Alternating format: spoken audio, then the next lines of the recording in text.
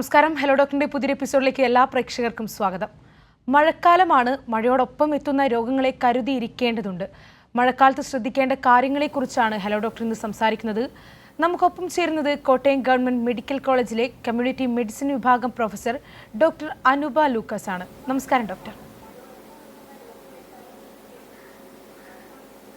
നമസ്കാരം ഡോക്ടർ, ഞാൻ തുടക്കത്തിൽ തന്നെ പറഞ്ഞു മഴക്കാലമാണ്. അതുകൊണ്ട് തന്നെ മഴക്കാലത്തോടൊപ്പം തന്നെ വരുന്ന പലതരം രോഗങ്ങളുമുണ്ട്. അപ്പോൾ മഴക്കാലത്ത് വരുന്ന പ്രധാന രോഗങ്ങൾ എന്തൊക്കെയെന്ന് പറഞ്ഞുകൊണ്ട് തന്നെ ഹലോ ഡോക്ടർ ആരംഭിക്കാം.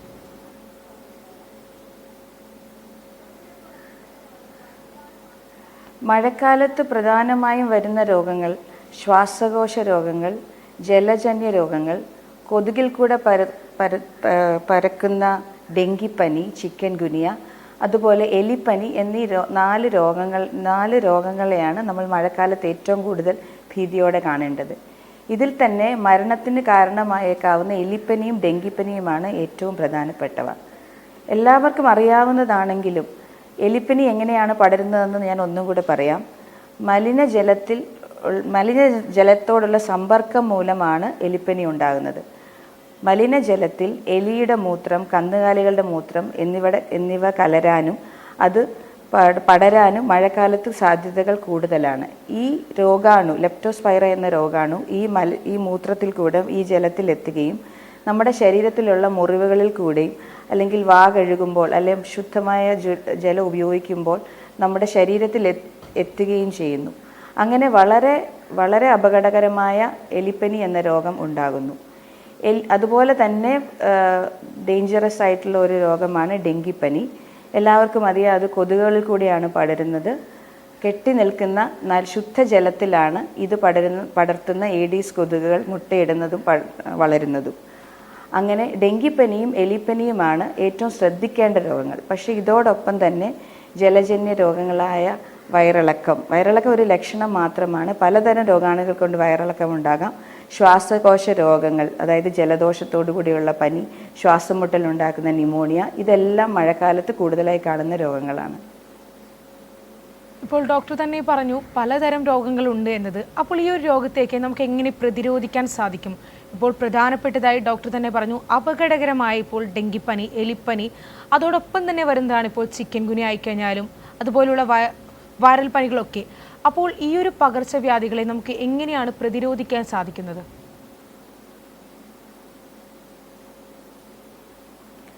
പകർച്ചവ്യാധികളെ പ്രതിരോധിക്കുന്നതിനെ പറ്റി പറയുന്നതിന് മുമ്പേ എങ്ങനെ ഡെങ്കിപ്പനി, എലിപ്പനി തുടങ്ങിയ രോഗങ്ങളിൽ നിന്നുള്ള മരണം ഒഴിവാക്കാം എന്നുള്ളതിനെ പറ്റി സംസാരിക്കാൻ ഞാൻ ആഗ്രഹിക്കുന്നു. ഇതിൻ്റെ രണ്ടിൻ്റെയും വളരെ കോമൺ ആയിട്ടുള്ള ഒരു ലക്ഷണമാണ് പനി. അതായത് ഒന്നിൽ കൂടുതൽ ദിവസം നീണ്ടു നിൽക്കുന്ന പനി അല്ലെങ്കിൽ പനി എന്നുള്ള രോഗലക്ഷണത്തെ നമ്മൾ നിസ്സാരമായി കാണരുത്. അതിനൊരിക്കലും നമ്മൾ സ്വയം ചികിത്സ സ്വീകരിക്കരുത്.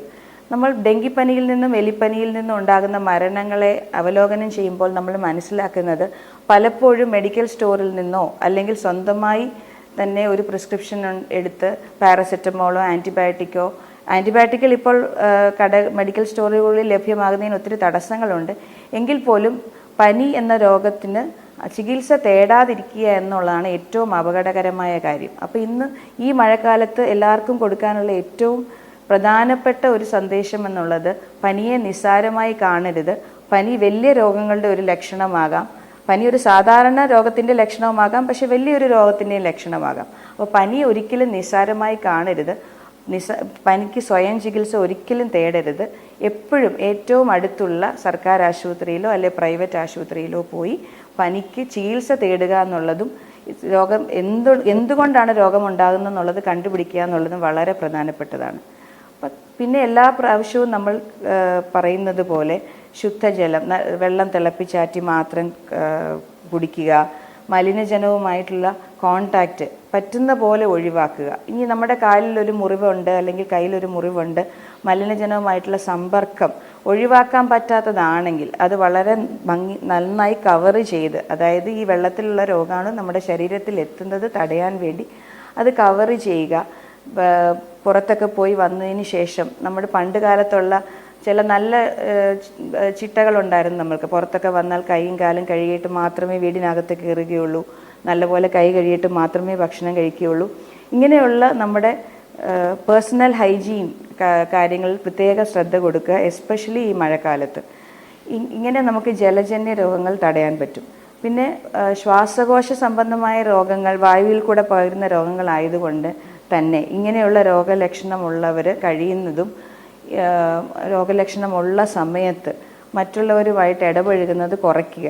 പൊതുവായ സ്ഥലങ്ങളിൽ പോകാതിരിക്കുക, ഒത്തിരി ആൾക്കാർ കൂടുന്ന ചടങ്ങുകളിൽ പോകാതിരിക്കുക. ഇനി പോയാൽ നിവൃത്തിയില്ലെങ്കിൽ ആശുപത്രിയിൽ പോകുമ്പോഴാണെങ്കിൽ പോലും മാസ്ക് ധരിക്കുക. നമ്മളിൽ നിന്നും വേറൊരാൾക്ക് ഈ അസുഖം വരാതിരിക്കാനായിട്ട് രോഗലക്ഷണമുള്ളവർ മാസ്ക് ധരിക്കുക എന്നുള്ളത് ശ്വാസകോശ രോഗങ്ങൾ തടയാനായിട്ട് നമ്മളെ സഹായിക്കും. അതുപോലെ നമ്മൾക്ക് പ്രത്യേകിച്ചും രോഗം വരാനുള്ള സാധ്യത കൂടുതലാണെങ്കിൽ, അതായത് പ്രായമുള്ള ആൾക്കാർ അല്ലെങ്കിൽ ഇമ്മ്യൂണോ കോംപ്രമൈസ്ഡ്, എന്തെങ്കിലും ഒരു അസുഖത്തിന് വേണ്ടി മരുന്ന് കഴിച്ച് ഇമ്മ്യൂണിറ്റി കുറവുള്ള ആൾക്കാർ, അവരൊക്കെ പുറത്തു പോകുമ്പോൾ പ്രത്യേകം ശ്രദ്ധിക്കുക. മറ്റുള്ളവരിൽ നിന്ന് നമ്മളിലേക്ക് രോഗാണു എത്താതിരിക്കാൻ മാസ്ക് ധരിക്കാൻ ശ്രമിക്കുക. ഇതൊക്കെയാണ് ഈ മഴക്കാലത്ത് ചെയ്യാവുന്ന കരുതൽ നടപടികൾ. നമ്മൾ മഴക്കാലവും അതോടൊപ്പം തന്നെ വരുന്ന പകർച്ചവ്യാധികളെ പറ്റിയാണ് സംസാരിച്ചത്. ഡോക്ടർ, ഞാൻ ആദ്യം ചോദിച്ചത് കൊതുകുജന്യ രോഗങ്ങളെ പറ്റിയാണ്. വ്യത്യസ്ത തരം കൊതുകുജന്യ രോഗങ്ങൾ ഉണ്ടാകുന്നു, ഇപ്പോൾ ഡെങ്കിപ്പനി അടക്കം. അപ്പോൾ ഇങ്ങനെയുള്ള രോഗങ്ങളെ നമുക്ക് നേരത്തെ പ്രതിരോധിക്കാൻ സാധിക്കുമല്ലോ?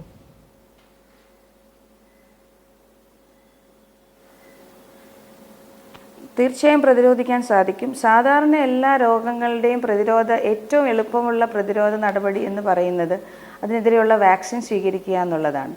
അതാണ് കോവിഡിൻ്റെ കാര്യത്തിൽ നമ്മൾ ചെയ്തത്. പക്ഷേ നിർഭാഗ്യവശാൽ ഡെങ്കി, ലെപ്റ്റോസ്പൈറോസിസ്, എലിപ്പനി, ഡെങ്കിപ്പനി എന്നീ 2 പനികൾക്ക് വളരെ അപകടകരമായ 2 കൊതുകുജന്യ രോഗങ്ങളാണിത്.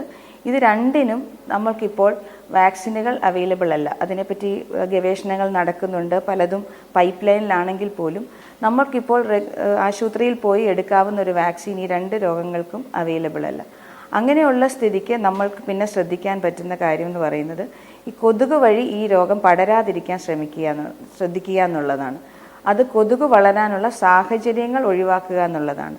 ഡെങ്കിപ്പനി ഞാൻ പറഞ്ഞതുപോലെ നമ്മൾ ശുദ്ധജലത്തിലാണ് ഡെങ്കിപ്പനിയുടെ കൊതുകായ ഈഡിസ് ബ്രീഡ് ചെയ്യുന്നത്.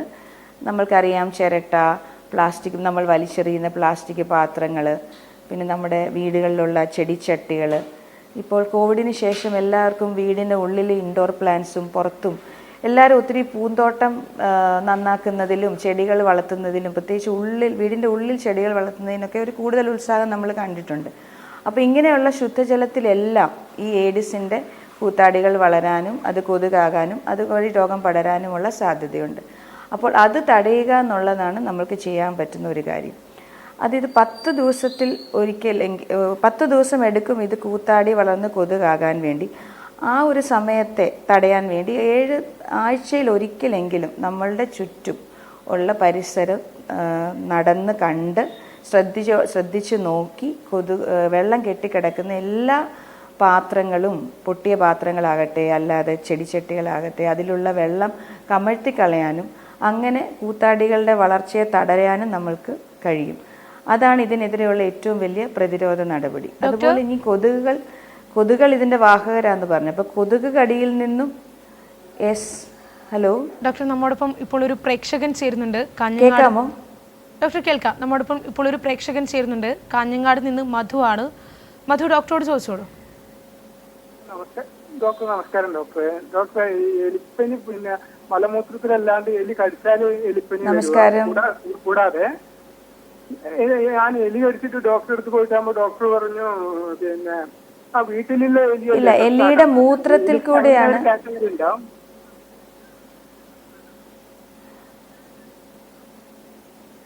ചോദ്യം.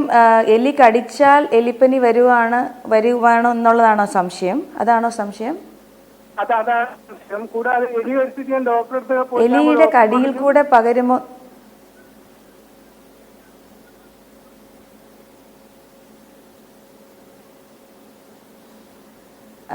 കൃത്യമായി കേൾക്കുന്നില്ല എങ്കിലും സംശയം ചോദിച്ചത് എലി കടിക്കുന്നതിൽ കൂടെ എലിപ്പനി പടരുമോ എന്നുള്ളതാണ് സംശയം തോന്നുന്നു. എലിയുടെ മൂത്രം, കന്നുകാലികളുടെ മൂത്രം ഇത് ജലത്തിൽ വന്ന് ആ ജലവുമായിട്ട് നമുക്ക് കോണ്ടാക്റ്റ് വരുമ്പോൾ നമ്മുടെ ശരീരത്തിലുള്ള മുറിവുകളിൽ കൂടെയോ അല്ലെങ്കിൽ നമ്മുടെ വായിലുള്ള മ്യൂക്കോസ അതിൽ കൂടെയോ ഈ രോഗാണു ഉള്ളിൽ ചെന്നിട്ടാണ് എലിപ്പനി വരുന്നത്. എലിയുടെ കടിയിൽ കൂടെയല്ല എലിപ്പനി വരുന്നത്. എലി കടിക്കുമ്പോൾ ഉണ്ടാകുന്ന ചികിത്സ വേറെ ചികിത്സയാണ്. എലിയുടെ കടിയിൽ കൂടെ എലിപ്പനി പടരാൻ സാധിക്കുകയില്ല.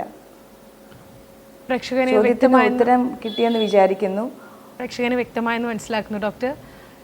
ഇപ്പോൾ സ്വാഭാവികമായുള്ള ഒരു കാലത്തിൽ നിന്ന് ഒരുപാട് വ്യത്യാസമാണ് മഴക്കാലത്തുള്ള അസുഖങ്ങളെ പറ്റി. കാരണം മഴക്കാലത്ത് പകർച്ചപ്പനികളും മറ്റ് പകർച്ചവ്യാധികളും പടരാനുള്ള പൊതുവായ ഒരു കാരണങ്ങൾ എന്തൊക്കെയാണ്?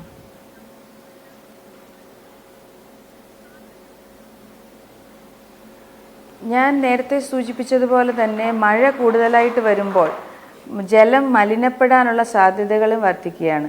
അതായത് തോടുകൾ കവിഞ്ഞൊഴുകുക, നമ്മുടെ കിണറ്റിലുള്ള ജലനിരപ്പിന് മേളിലായിട്ട് ജലനിരപ്പ് ഉയരുക, അങ്ങനെ നമ്മുടെ സെപ്റ്റിക് ടാങ്കുകളെ മൂടിക്കൊണ്ടൊക്കെ വെള്ളം വരിക. അങ്ങനെ വെള്ളം ഉണ്ടാകുമ്പോൾ വെള്ളത്തിൽ കൂടെ പകരുന്ന രോഗങ്ങളും വരാനുള്ള സാധ്യതകൾ കൂടുതലാണ്. അപ്പോൾ ജലവുമായിട്ടുള്ള സമ്പർക്കം അല്ലെ മലിനജലം തന്നെയാണ് ഇവിടെ ഏറ്റവും വലിയ വില്ലൻ. അപ്പം നമ്മുടെ കിണറ്റിലെ വെള്ളം കൃത്യമായി ക്ലോറിനേറ്റ് ചെയ്യുക. മഴക്കാലത്ത് സാധാരണ ക്ലോറിനേറ്റ് ചെയ്യുന്നതിനെ കഴിഞ്ഞ് കൂടുതൽ ഫ്രീക്വൻസിയിൽ നമ്മൾ ക്ലോറിനേറ്റ് ചെയ്യണം. ആഴ്ചയിൽ ഒരിക്കലെങ്കിലും ക്ലോറിനേറ്റ് ചെയ്താൽ വളരെ നല്ലതാണ്. അത് സാധാരണഗതിയിൽ ബ്ലീച്ചിങ് പൗഡർ ഉപയോഗിച്ച് നമുക്ക് തന്നെ ക്ലോറിനേറ്റ് ചെയ്യാൻ പറ്റുന്നതാണ്. അതോടൊപ്പം തന്നെ നമ്മൾ കുടിക്കുന്ന വെള്ളം തിളപ്പിച്ച് കുടിക്കാൻ ശ്രദ്ധിക്കുക. തിളപ്പിക്കുമ്പോൾ അതിലെ രോഗാണുക്കളെല്ലാം തന്നെ നശിച്ചു പോകും. അങ്ങനെയുള്ള തിളപ്പിച്ച വെള്ളം കൃത്യമായി പിന്നീട് അതിലേക്കൊരു അത് മലിനപ്പെടാതിരിക്കാനായിട്ട് വളരെ മൂടി വെച്ച് തന്നെ സൂക്ഷിക്കുക. അത് സാധാരണ നമ്മൾ തിളപ്പിച്ച വെള്ളത്തിൽ രോഗാണുവില്ല. പക്ഷേ നമ്മൾ സൂക്ഷിക്കുന്ന സമയത്ത് നമ്മളൊരു ഗ്ലാസ് ഉപയോഗിച്ചത് പിന്നെ മുക്കിയെടുക്കുന്നു. ആ ഗ്ലാസ് പിന്നെ നമ്മൾ വേറൊരു പ്രതലത്തിൽ, മലിനമായ ഒരു പ്രതലത്തിൽ വെക്കുന്നു. പിന്നെ അതേ ഗ്ലാസ് തന്നെ ഉപയോഗിക്കുന്നു. ഇങ്ങനെയൊക്കെ പിന്നെ അതിലേക്ക് കണ്ടാമിനേഷൻ വരാൻ സാധ്യതയുണ്ട്. അപ്പോൾ വെള്ളം തിളപ്പിക്കുന്ന വെള്ളം വളരെ കൃത്യമായി അടച്ചു തന്നെ സൂക്ഷിക്കുക. വളരെ വൃത്തിയോടുകൂടി തന്നെ അതിലേക്ക് നമ്മൾ ഗ്ലാസ്സുകളിലേക്കോ പാത്രങ്ങളിലേക്കോ പകർന്ന് ഉപയോഗിക്കുക. ഇതൊക്കെയാണ് സംഭവിക്കാവുന്ന ജലജന്യ രോഗങ്ങൾ, അതായത് വയറിളക്കം ഒരു ലക്ഷണമായിട്ടുള്ള ജലജന്യ രോഗങ്ങൾ തടയാനുള്ള മാർഗം. പിന്നീട് നേരത്തെ പറഞ്ഞ പോലെ വിട്ടുവിട്ടുള്ള മഴ, ഇപ്പോൾ ഒരു ദിവസം വെയിൽ, അതിൻ്റെ അടുത്ത ദിവസം മഴ, ഇങ്ങനെ വരുമ്പോൾ ചെറിയ ചെറിയ കണ്ടെയ്നേഴ്സ്, ഞാൻ നേരത്തെ പറഞ്ഞ പോലെ ചിരട്ട, അതുപോലെ പ്ലാസ്റ്റിക് പാത്രങ്ങൾ, പൊട്ടിയ ക്ലോസറ്റിൻ്റെ ഭാഗങ്ങൾ, ഇങ്ങനെ ചെറിയ തോതിലെങ്കിലും വെള്ളം കെട്ടി നിൽക്കാൻ സാധ്യതയുള്ള എല്ലാ സ്ഥലത്തും കൂത്താടികൾ വളരാനുള്ള സാധ്യതയുണ്ട്. അപ്പോൾ അതും ഈ പറഞ്ഞ പോലെ ഒരു ദിവസം മഴ ഒരു ദിവസം വെയിലാകുമ്പോൾ അതിൻ്റെ സാധ്യതകൾ ഒന്നും കൂടെ കൂടുകയാണ്.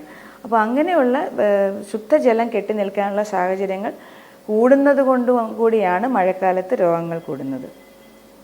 ഡോക്ടർ, ഇപ്പോൾ തിളപ്പിച്ച വെള്ളത്തിൻ്റെ കാര്യം പറഞ്ഞു, അതുകൊണ്ട് ചോദിക്കുകയാണ്, ഇപ്പോൾ മഴക്കാലത്ത് നമ്മൾ ഭക്ഷണത്തിലും കുറച്ച് കാര്യങ്ങൾ ശ്രദ്ധിക്കണമല്ലോ, അപ്പോൾ ആ കാര്യങ്ങളെ പറ്റി ഒന്ന് വിശദീകരിക്കാമോ?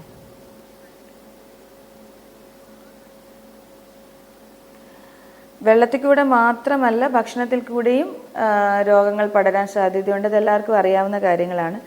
അപ്പോൾ ഇതുപോലെ തന്നെ വൃത്തിയുള്ള ഭക്ഷണം കഴിക്കുക എന്നുള്ളതാണ്. ഇത് വൃത്തിയുള്ള ഭക്ഷണം, വീട്ടിലുണ്ടാക്കുന്ന ഭക്ഷണം എല്ലാം വൃത്തിയുള്ളതായിരിക്കണമെന്നില്ല. ഹോട്ടലിൽ നിന്ന് കിട്ടുന്ന ഭക്ഷണം എല്ലാം വൃത്തിയില്ലാത്തതല്ല, അങ്ങനെ നമുക്ക് പറയാൻ പറ്റില്ല. പക്ഷേ പൊതുവെ നമ്മൾ വീട്ടിലുണ്ടാക്കുന്ന ഭക്ഷണമാണ് പുറത്തു നിന്നുള്ള ഭക്ഷണത്തെ കഴിഞ്ഞ് വൃത്തിയായതാകാനുള്ള സാധ്യത കൂടുതൽ. അത് കഴിയുന്നതും അതുകൊണ്ട് മഴക്കാലത്ത് പ്രത്യേകിച്ചും പുറത്തു നിന്ന് ഭക്ഷണം കഴിക്കുന്നത് ഒഴിവാക്കാൻ പറ്റുമെങ്കിൽ ഒഴിവാക്കുക. ഇനി കഴിക്കണമെന്നുണ്ടെങ്കിൽ വളരെ നല്ല റെസ്റ്റോറൻറ്റുകൾ, അതായത് നല്ല വൃത്തിയുള്ള, നമുക്ക് കാണുമ്പോൾ അറിയാമല്ലോ, അല്ലെങ്കിൽ ഒരു മിനിമം സ്റ്റാൻഡേർഡ് കീപ്പ് ചെയ്യുന്ന റെസ്റ്റോറൻറ്റുകളാണ് അല്ലെങ്കിൽ ഈറ്റ് ഔട്ട്സ് ആണെന്ന് നമുക്ക് മനസ്സിലാകുന്ന സ്ഥലത്തു നിന്ന് മാത്രം ഭക്ഷണം കഴിക്കുക. പലപ്പോഴും ഹോട്ടലുകൾക്കും എല്ലാം വളരെ സ്ട്രിഞ്ചൻ്റ് ആയിട്ടുള്ള ലൈസൻസിങ്ങും ചെക്കിങ്ങും ഒക്കെ ഉള്ളത് കൊണ്ട് അങ്ങനെ സർട്ടിഫൈഡ് ഔട്ട്ലെറ്റ്സിൽ നിന്നുള്ള ഭക്ഷണം മലിനമായുള്ള സാധ്യതകൾ കുറവാണ്. പക്ഷേ ഈ വഴിയോര കച്ചവടക്കാർ, തട്ടുകടകൾ, അങ്ങനെയുള്ളിടത്ത് ഇങ്ങനെയുള്ള നിയമങ്ങൾ പ്രാബല്യത്തിൽ കൊണ്ടുവരിക എന്ന് പറയുന്നത് അത്ര എളുപ്പമല്ലാത്തത് കൊണ്ട് പ്രത്യേകിച്ച് ഇങ്ങനെയുള്ള സ്ഥലത്തു നിന്ന് കഴിക്കുമ്പോൾ പ്രത്യേകം ശ്രദ്ധിക്കണം. അവിടെ നിന്നുള്ള ഭക്ഷണം വൃത്തിയുള്ളതാണോ എന്ന് ശ്രദ്ധിക്കും. പിന്നെ വീട്ടിലാണെങ്കിൽ നമ്മൾ വീട്ടിൽ ഭക്ഷണം പാകപ്പെടുത്തുമ്പോൾ പാകപ്പെടുത്തുന്ന ആളും കഴിക്കുന്ന ആൾക്കാരും പാകപ്പെടുത്തുന്ന ആളും കൈ വൃത്തിയായി കഴുകാൻ, സോപ്പിട്ട് കഴുകാൻ തന്നെ ശ്രദ്ധിക്കുക. അത് കൈയുടെ എല്ലാ ഭാഗത്തും, നമ്മൾ കോവിഡ് വന്ന സമയത്ത് നമ്മളെല്ലാവരും വളരെ കൃത്യമായി കൈ കഴുകാൻ പഠിക്കുകയും വളരെ കൃത്യമായി കൈ കഴുകുകയും ചെയ്തുകൊണ്ടിരിക്കുന്നതാണ്. അത് നമ്മൾ ഈ മഴക്കാലത്തും അത് കോവിഡിന് വേണ്ടി മാത്രം മാറ്റിവെക്കേണ്ട ഒരു കാര്യമല്ല. ഏത് സമയത്തും കൈ വൃത്തിയായി കഴുകിയതിന് ശേഷം മാത്രം ഭക്ഷണം പാകം ചെയ്യുക, കൈ വൃത്തിയായി സോപ്പിട്ട് കഴുകിയതിന് ശേഷം മാത്രം ഭക്ഷണം കഴിക്കുക, ടോയ്ലറ്റിൽ പോയി കഴിഞ്ഞും വൃത്തിയായിട്ട് സോപ്പ് ഉപയോഗിച്ച് കൈ കഴുകുക. ഇതൊക്കെയാണ് നമ്മൾക്ക് ചെയ്യാവുന്ന ചില കരുതലുകൾ. ഡോക്ടർ, നമ്മൾ നേരത്തെ ഡെങ്കിപ്പനിയെ പറ്റി പറഞ്ഞു. അപ്പോൾ അതിൽ ചോദിക്കുന്ന ഒരു സംശയമാണ്, ഡെങ്കിപ്പനി ഒരു തവണ ഒരാൾക്ക് വന്നു കഴിഞ്ഞാൽ വീണ്ടും വരാനുള്ളൊരു സാധ്യതയുണ്ടോ?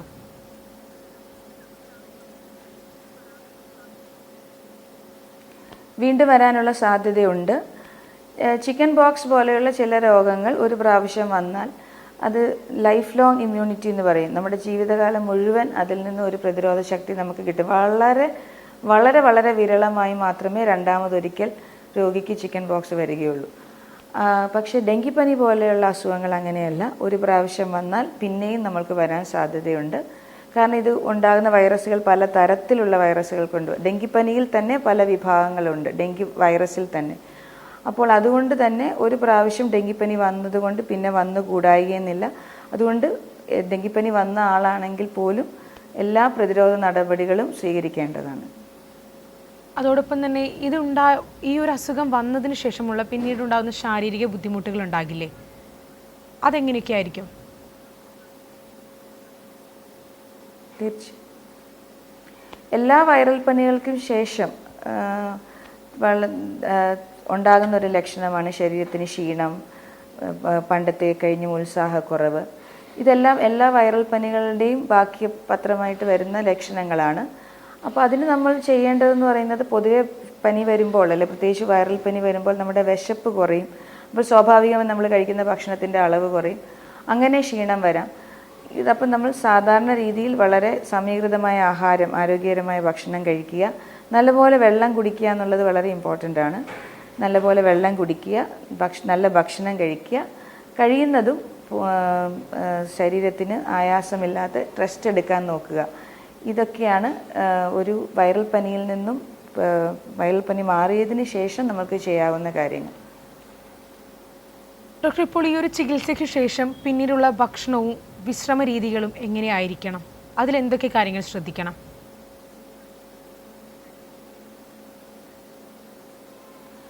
ഞാൻ നേരത്തെ പറഞ്ഞ പോലെ തന്നെ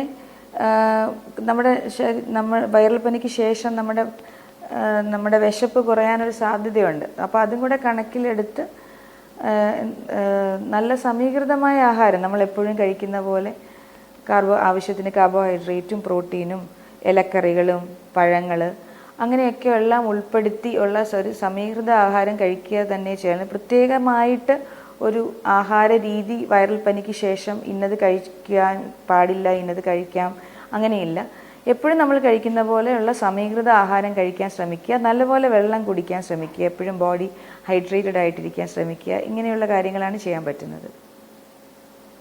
ഡോക്ടർ, പിന്നീട് ചോദിക്കാനുള്ളൊരു കാര്യം, ഇപ്പോൾ കോവിഡിൻ്റെ റിപ്പോർട്ടുകൾ വരുന്നുണ്ട്. അപ്പോൾ അങ്ങനെയുള്ള സാഹചര്യത്തിൽ ഡോക്ടർ തന്നെ നേരത്തെ പറഞ്ഞു കൃത്യമായി കൈ കഴുകുക, അങ്ങനെയുള്ള കാര്യങ്ങളൊക്കെ. അപ്പോൾ അതിനെക്കുറിച്ച് ഒന്ന് വിശദീകരിക്കാമോ?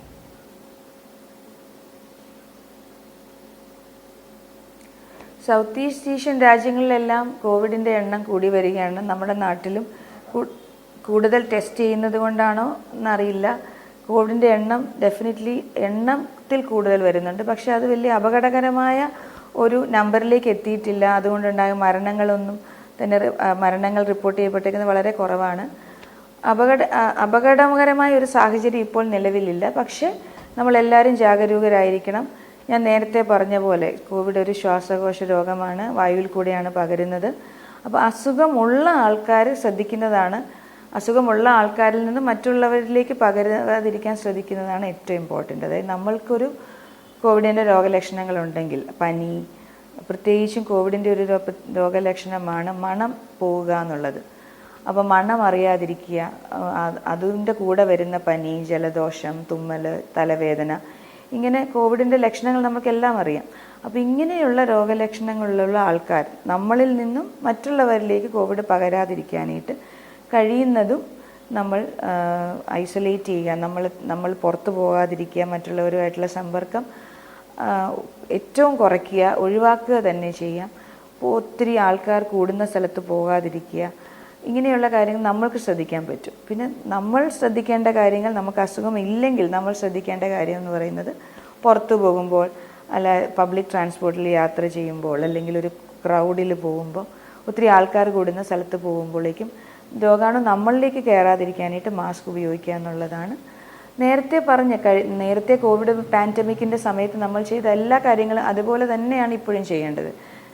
ഫ്രീക്വൻ്റ് ആയിട്ട് കൈ കഴുകുക, മാസ്ക് ഉപയോഗിക്കുക എന്നുള്ളതാണ് കോവിഡിനെതിരെ നമുക്ക് എടുക്കാവുന്ന പ്രതിരോധ നടപടികൾ. ഡോക്ടർ, ഇപ്പോൾ മഞ്ഞപ്പിത്ത രോഗത്തിൻ്റെ ഒരു പകർച്ചാരീതികളും അതിൻ്റെ ചികിത്സാ രീതികളും ഒക്കെ ഒന്ന് പറയാമോ?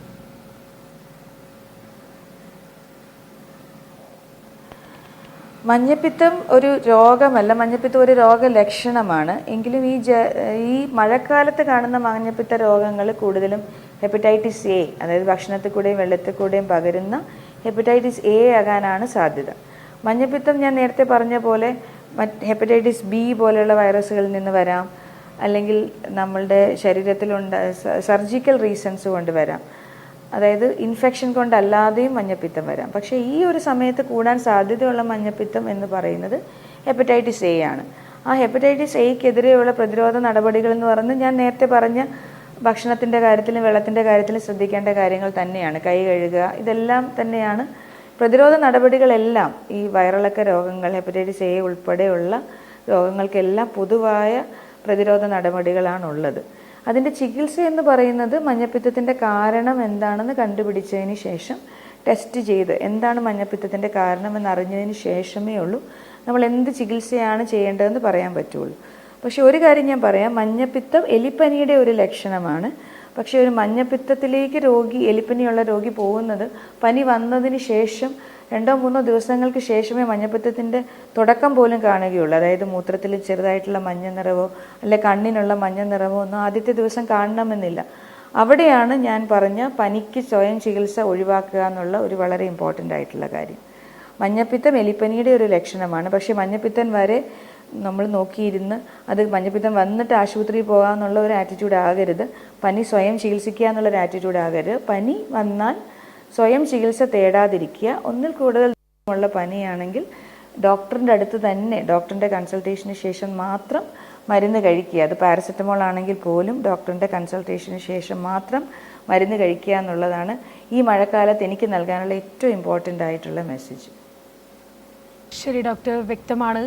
മഴക്കാലവും അതോടൊപ്പം തന്നെ വരുന്ന പകർച്ചവ്യാധികളും അതിനുള്ള പ്രതിരോധ പ്രവർത്തനങ്ങളുമാണ് ഹലോ ഡോക്ടർ ഇവിടെ സംസാരിച്ചത്. നമുക്കൊപ്പം ചേർന്നത് കോട്ടയം ഗവൺമെൻറ് മെഡിക്കൽ കോളേജിലെ കമ്മ്യൂണിറ്റി മെഡിസിൻ വിഭാഗം പ്രൊഫസർ ഡോക്ടർ അനുപ ലൂക്കോസ് ആണ്. നന്ദി ഡോക്ടർ. ഹലോ ഡോക്ടർ ഇവിടെ പൂർണ്ണമാവുകയാണ്. നമസ്കാരം.